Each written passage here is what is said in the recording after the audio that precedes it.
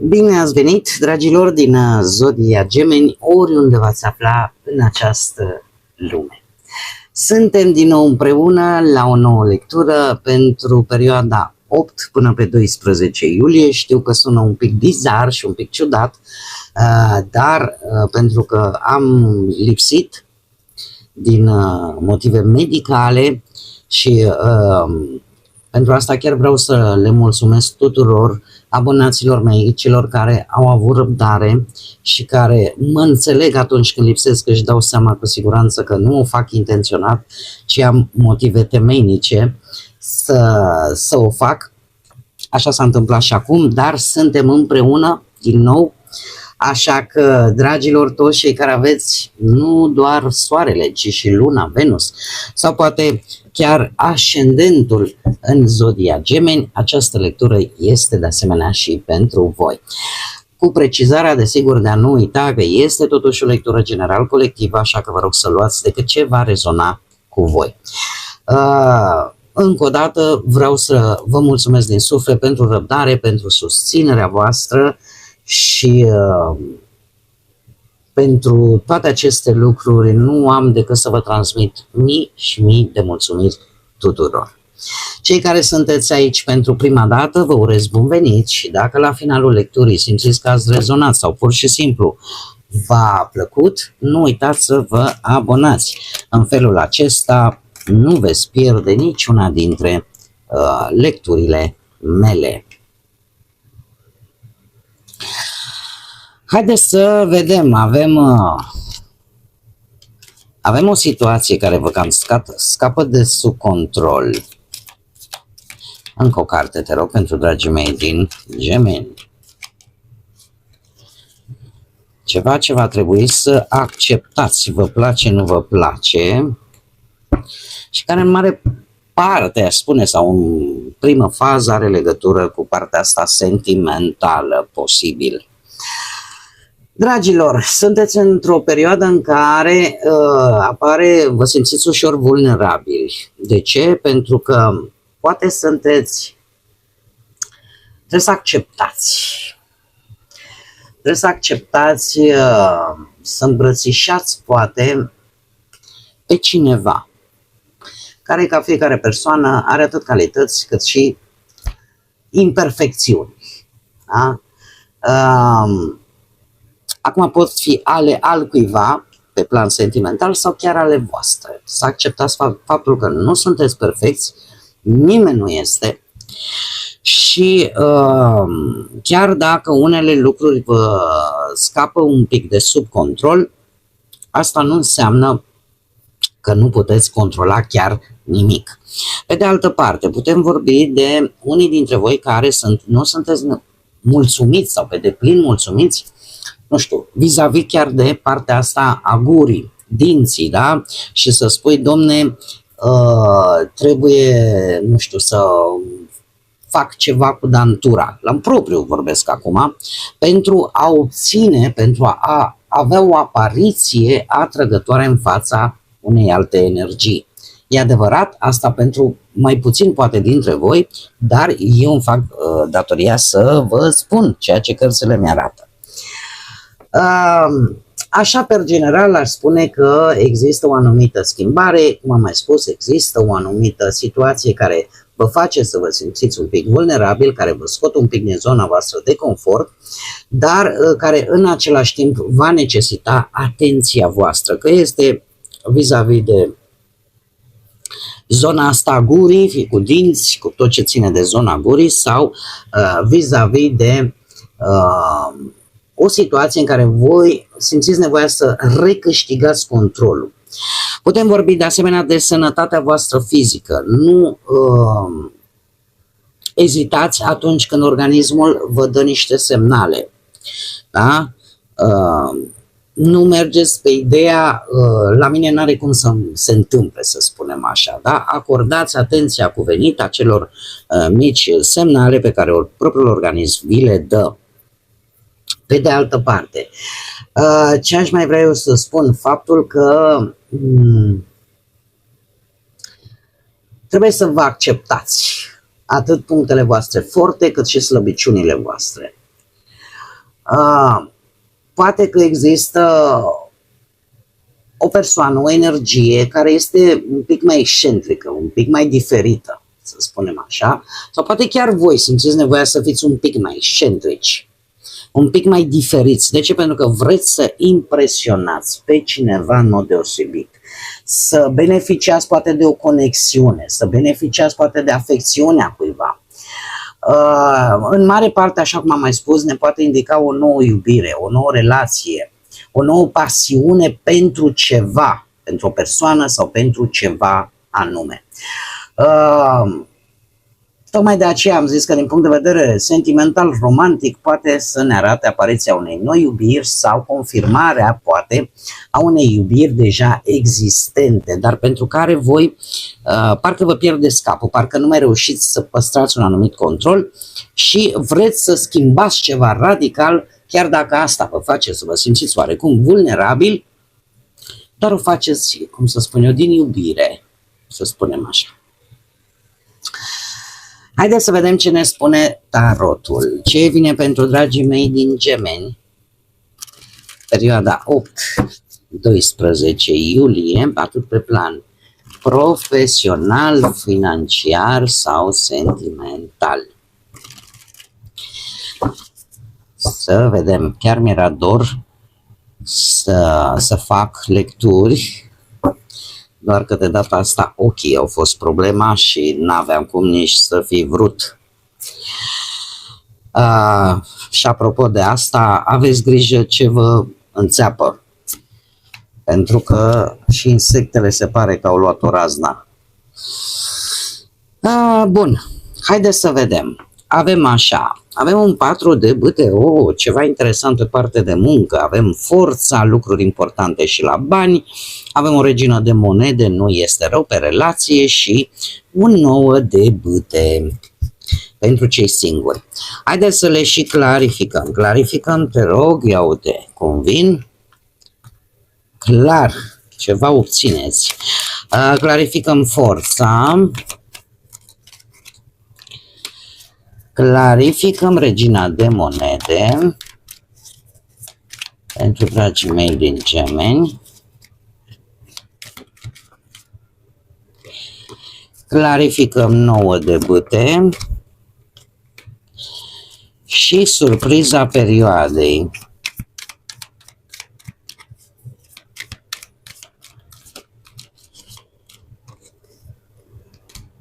Bun. Și începem cu partea profesională. Dragilor, avem un 8 de monede. Se pare că atenția voastră la detalii, în primul și în primul rând, o perioadă în care voi v-ați pus energia să studiați, să învățați, să vă perfecționați cariera voastră profesională sau să munciți constant.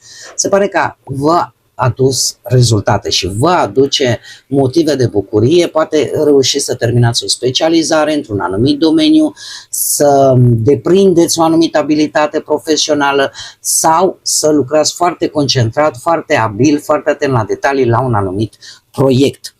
Lucru care va duce acest 4 de bâte, care îmi vorbește de o stabilitate la nivel profesional, îmi vorbește de, cum să spun eu, ceva finalizat cu succes, o recunoaștere a muncii, un răspuns pozitiv în ceea ce privește munca, da? O posibilă colaborare reușită, o încheiere într-o manieră foarte bună pentru voi și foarte pozitivă a unei etape importante dintr-un anumit proiect profesional, un moment de satisfacție, un moment de mândrie pentru o realizare pe care voi se pare că o aveți pe plan profesional. Dacă vorbim de bănuți, avem forța, nu știu dacă Zodia Leu vă spune ceva, poate apare în harta voastră astrală sau zodiile de apă, din câte văd eu aici, rac, pești sau scorpion. De unde provine forța pe partea bănuților? Aici putem vorbi și un dram de noroc, ca să spunem așa. E o combinație. Ori reușiți voi să gestionați banii cu mai multă răbdare, ori vreți să faceți, să vă cumpărați ceva, să faceți o investiție pe termen lung. Cert este că există foarte multă răbdare ca voi să reușiți acest lucru. De ce? Pentru că avem o ofertă pe care n-ați putut să o refuzați. O ofertă care v-a adus poate chiar și un posibil câștig, e adevărat, nu foarte mare, dar nu știu, ar fi putut veni chiar sub forma unui mic cadou financiar, o recompensă, ceva care pe voi ori vă ajută să rezolvați o anumită problemă financiară. Acum trebuie să vă spun că ați schimbat și macazul, ca să spunem așa, mai ales cei care aveți poate și vreun ascendent în leu. De ce? De ce spun acest lucru? Pentru că nu mai sunteți atât de nerăbdători, nu mai sunteți atât de impulsivi. Încercați cumva să luați lucrurile într-o altă manieră pentru a ajunge la ceea ce voi vă doriți, pentru a obține această investiție, acest lucru pe care voi vi-l doriți și care, desigur, e legat de bani. Veți compara foarte bine opțiunile și se pare că și deciziile voastre financiare vor fi unele luate cu mai mult calm, cu mai multă analiză și veți, să zic așa, profita din plin de acest cadou, de această ofertă care pentru voi poate aduce noi surse de venit. Pe partea asta relației, pe partea relației avem o regină de monede, zodii de pământ. Poate sau nu să aibă legătură cu partenerii voștri sau cu voi, pentru cei care aveți legătură cu zodiile astea de pământ, Taur, Fecioară sau Capricorn. Ce ne spune această regină de monede? Ne vorbește de o relație cu o energie foarte grijulie, de asemenea și loială. Apare o grijă față de partener, mai ales cei care aveți poate lună, Venus sau chiar și ascendentul într-o zodie de pământ, apare această grijă față de celălalt, nevoia de stabilitate, construirea unei relații, unei vieți stabile în doi, împreună, da? Printr-o susținere emoțională, dar și materială. De unde provine? De la acest doi de monede, un doi de monede care arată de fapt nevoia de ca relația să fie un pic mai echilibrată. Dorința unuia dintre voi, că e a voastră, că e a partenerului, de a fi un pic mai atent la nevoile atât ale voastre poate cât și ale partenerului vostru sau invers, da? Există o anumită negociere, mai ales vis-a-vis de un plan financiar pe care voi poate vi l-ați făcut. Acum, trebuie să vă spun că dacă voi aveți parteneri care au legătură în mod direct cu zodiile de pământ, atunci trebuie să știți că partenerii voștri e posibil să aibă niște resurse puse deoparte în felul acesta, să nu mai tot jonglați cum facem, cum dregem, pe unde, cum rezolvăm problema. Da? Și apare acest echilibru, dar, desigur, prin colaborare, prin comunicare unul cu celălalt. E o susținere, clar, atât emoțional, dar cât și material.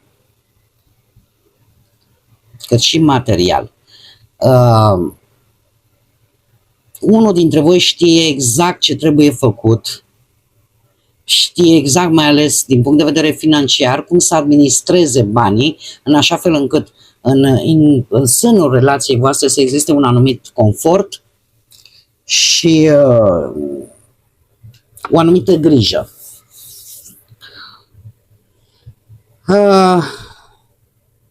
Cei care sunt singuri,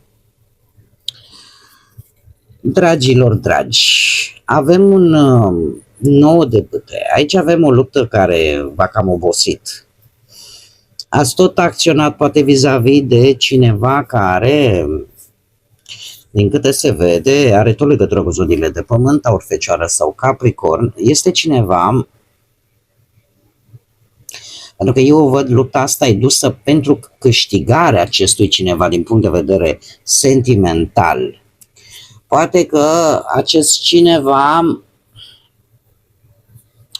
e o persoană matură, e o persoană stabilă, care a apărut în viața voastră, persoană destul de serioasă, are viața pusă în ordine, are pe caută ceva stabil, poate chiar are dorința de a construi o familie, de a construi un viitor sigur.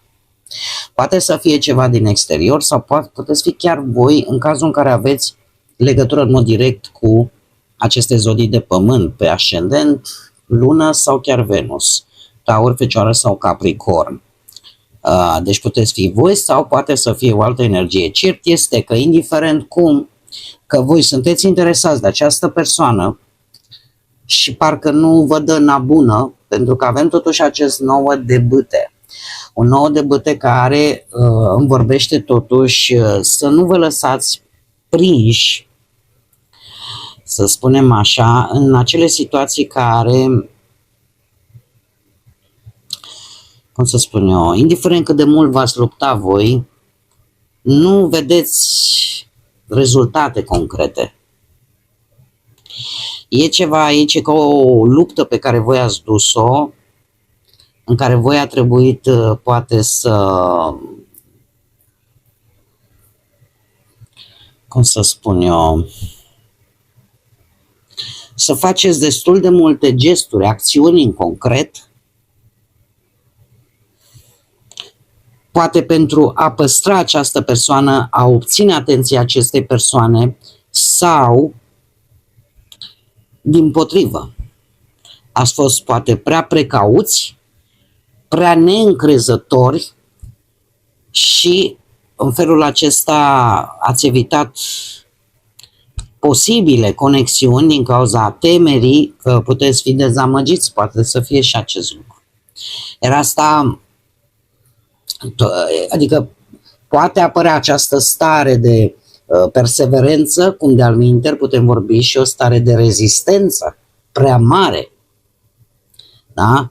O vigilență prea mare, din teama de a nu fi dezamăgiți. Și aici depinde foarte mult de voi.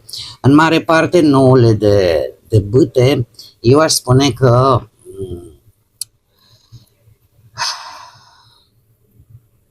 poate ori sunteți voi prea selectivi, mai ales atunci când faceți o alegere sentimentală,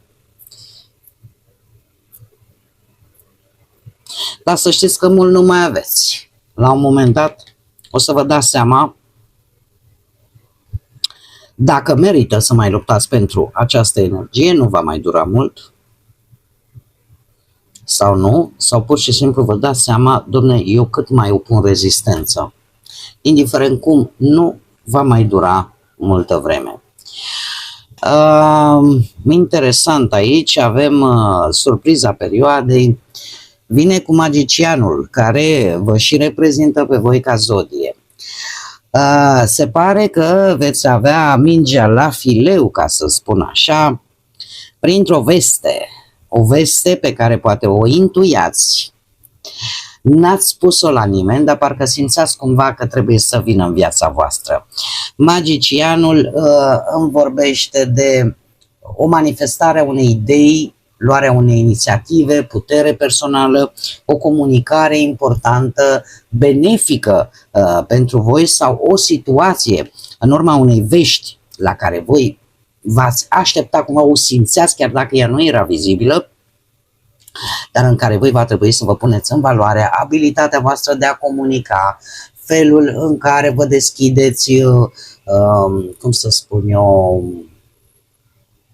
toate aturile voastre pe care voi le aveți. Lucrul acesta se poate întâmpla pe orice plan al vieții, atât profesional, poate material, mai degrabă aș tinde să cred că este ceva de nivel material, dar aici trebuie ca voi să adaptați. Deci, este clar o veste bună care apare în viața voastră, pe care voi poate ați așteptat-o cu răbdare, cumva ați intuit-o, și ați observat de fapt lucrurile cam cum stau, n-ați spus la nimeni, dar vi se aduce, așa cum am mai spus, mingea la fileu. În felul acesta voi puteți chiar să vă puneți în valoare cele mai bune abilități, calități ale voastre, în așa fel încât să transformați o anumită situație în beneficiul vostru. Haideți să vedem și mesajul final pentru voi, dragii mei, din Gemeni. Crede în magie, avem numărul 3 și protejează-ți visele. Ca și numere, cum am mai spus, avem, chiar se repetă cifra 3 de 2 ori, avem 4, 31. Numere care poate să reprezinte ceva pentru voi și avem așa că voi sunteți protectorii prețioaselor voastre vise și dorințe, iar ele sunt în siguranță. Este foarte mult, acest mesaj este foarte apropiat de Marea Preoteasă. De ce? Pentru că pentru a-ți proteja visele, dorințele tale, cele mai lăuntrice, de multe ori e bine să le ții pentru voi. Acum e bine știut, voi, o caracteristică a zodiei Gemeni este aceea că sunteți foarte, cum să spunem, parcă nu prea puteți voi să țineți așa cât un lucru, mai ales dacă vă merge bine, să-l țineți doar pentru voi. Totuși, în această perioadă este chiar indicat să faceți acest lucru, mai ales dacă e vorba de un plan al vostru, o dorință lăuntrică a voastră, ar fi bine să o țineți pentru voi. De ce? Până când va veni momentul oportun, așa cum bine vedem, ca voi să îl scoateți la suprafață. De asemenea, mai avem și acest îndemn de a crede în magie, de a face imposibilul posibil. De ce? Pentru că de multe ori lucruri, să știți, la care nu ne așteptăm sau pe care le credem imposibil de realizat, totuși, la un moment dat, în acel moment oportun, atunci când trebuie, ele se întâmplă și nu uitați că fiecare avem ceva magic în noi, în interiorul nostru, așa că nu renunțați, gândiți pozitiv, pentru că câteodată se întâmplă lucruri pe care nu ni le putem explica în totalitate sau nu, cel puțin să aibă o bază științifică reală, dar ele totuși se întâmplă și chiar dacă nu le găsim o explicație, sunt lucruri bune pe care eu le văd venind în viața voastră în această perioadă. Bun, dragii mei, cam aceasta a fost lectura pentru voi. Vă mulțumesc încă o dată pentru răbdare, pentru susținere și pentru faptul că ați fost alături de mine. Iar până data viitoare, când ne vom reîntâlni la o nouă lectură, nu uitați, suflete frumoase, să gândiți înalt, să zburați înalt și, desigur, să lăsați ca pacea, credința, lumina și iubirea să vă însoțească la fiecare pas.